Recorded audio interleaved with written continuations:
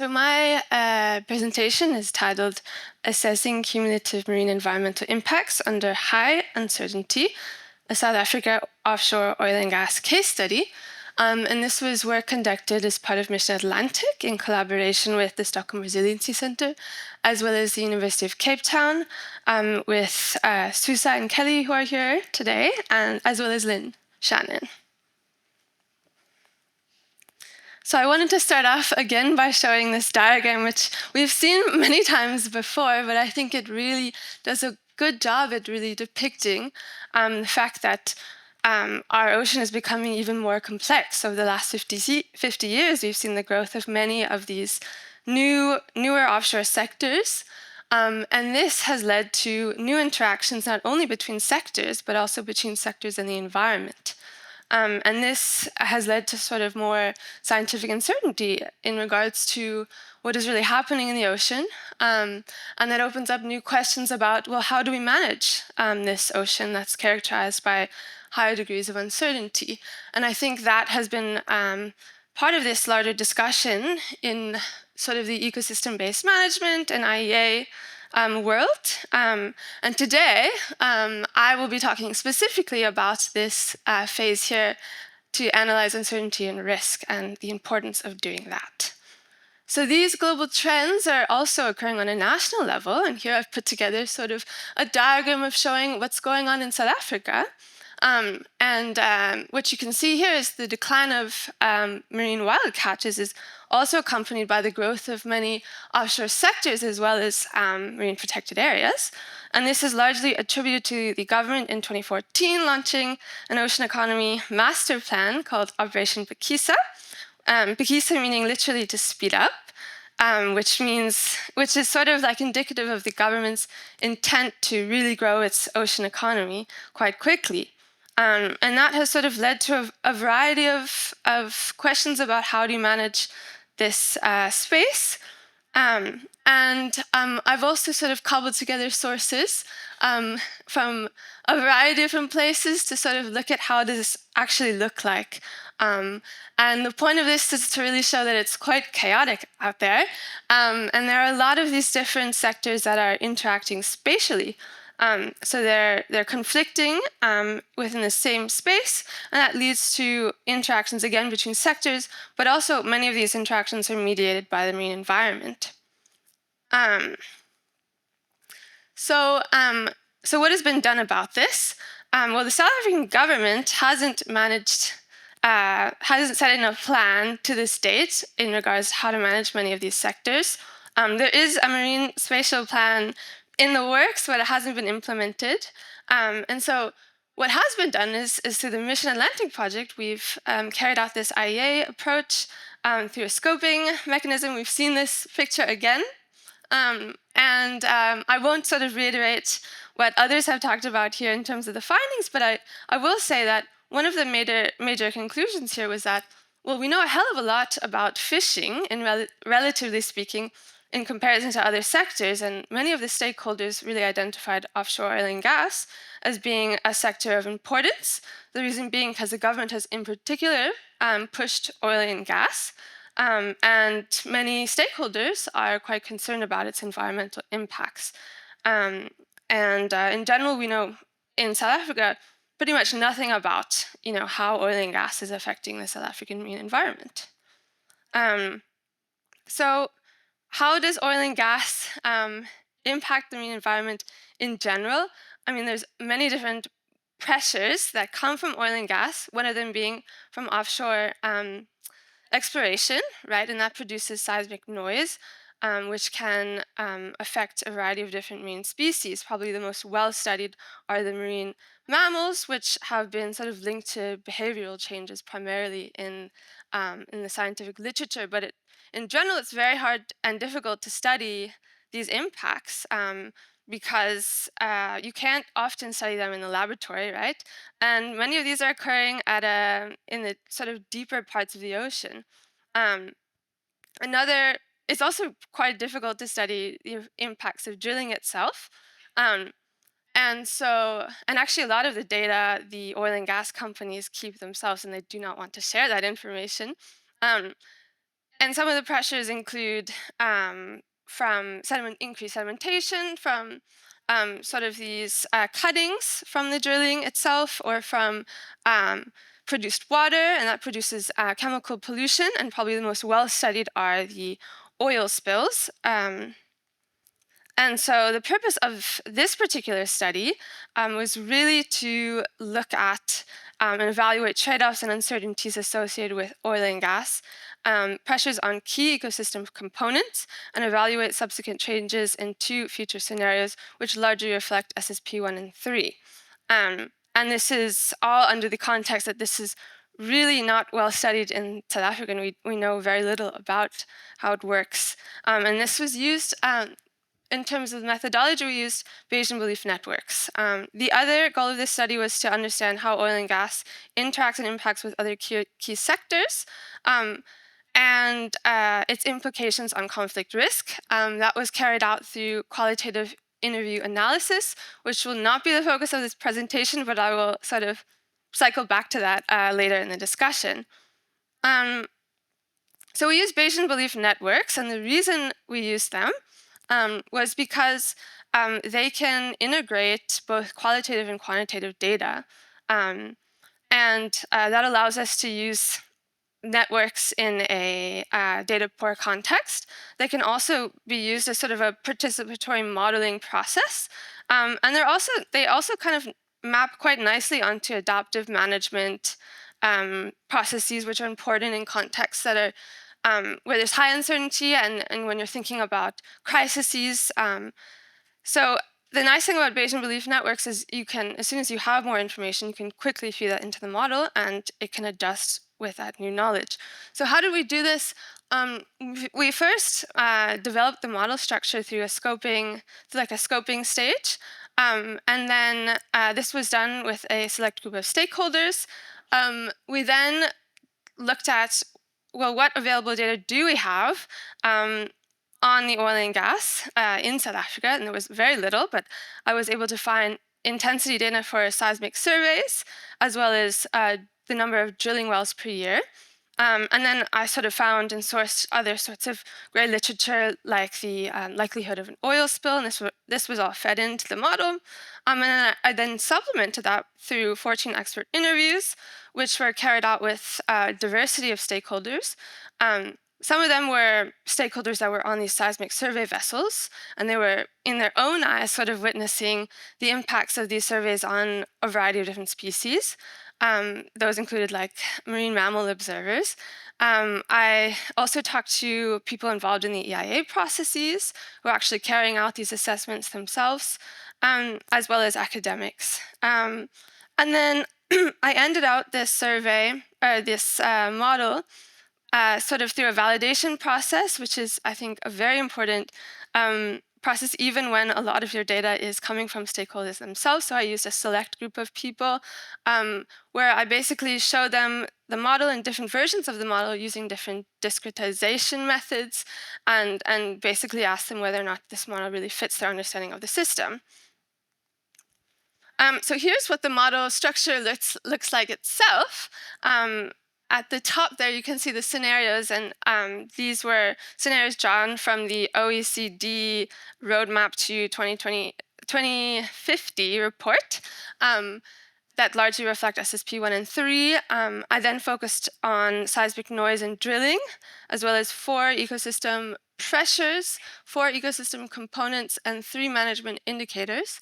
So you can see here it's a fairly simple model, and it sort of balances causal linkages informed by strong scientific evidence internationally and their degree of impact on the marine environment.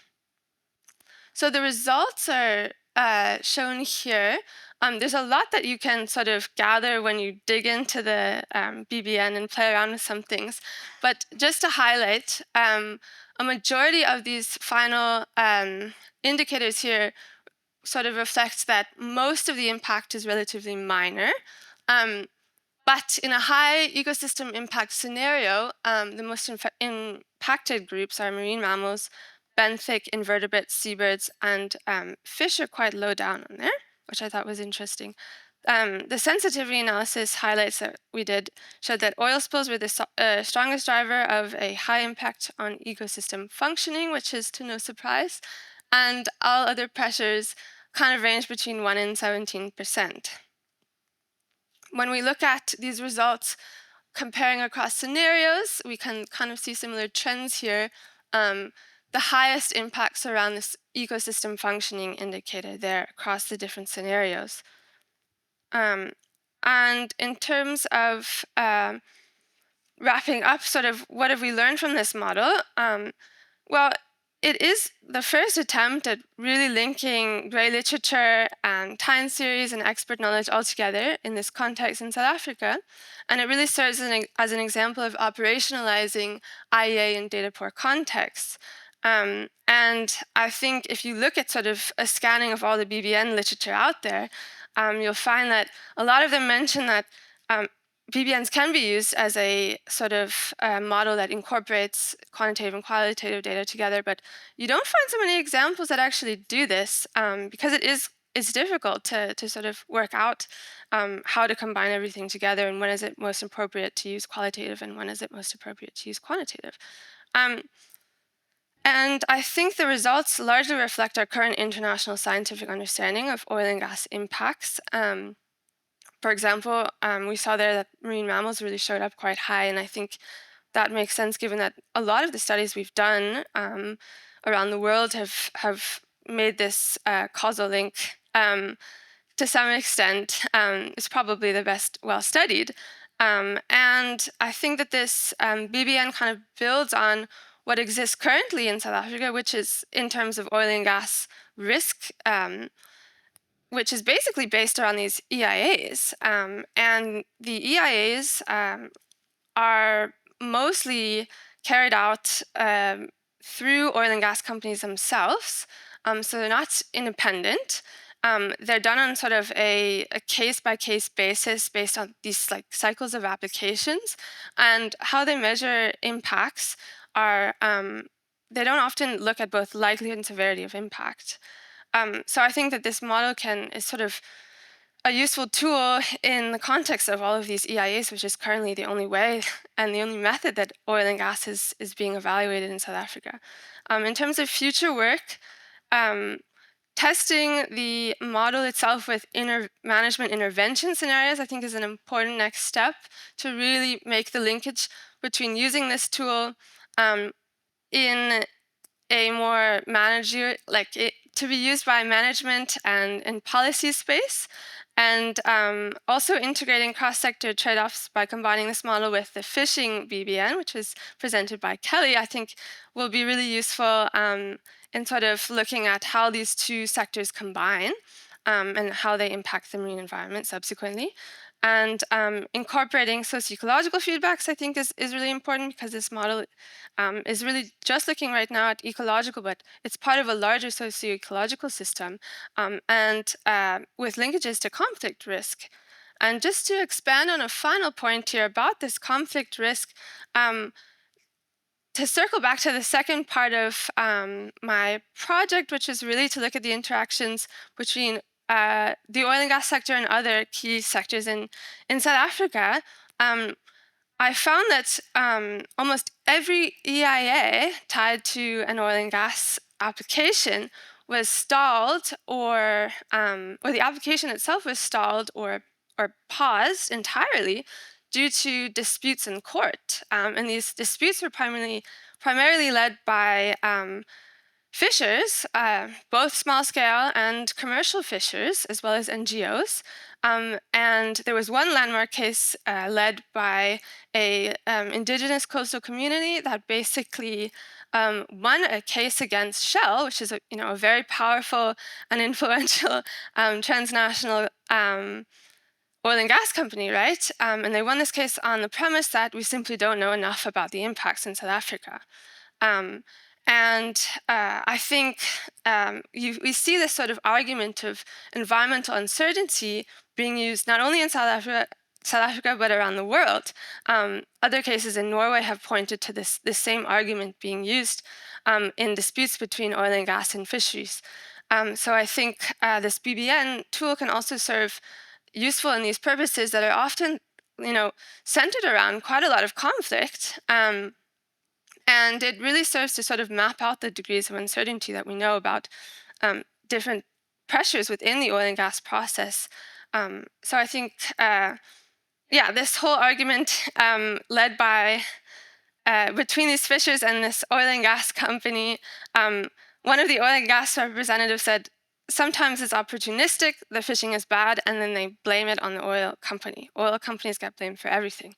And I think this quote kind of is emblematic of this, many of these pressures that are occurring on the marine environment, whether it be climate change, overfishing, oil and gas. It's really difficult to disentangle what is causing, fishing, or if a fishing season is quite bad for a year. I think that this connection between BBNs and conflict, I think, can be useful.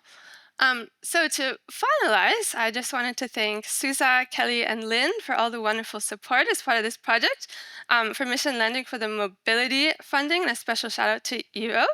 And thanks to all of you for listening.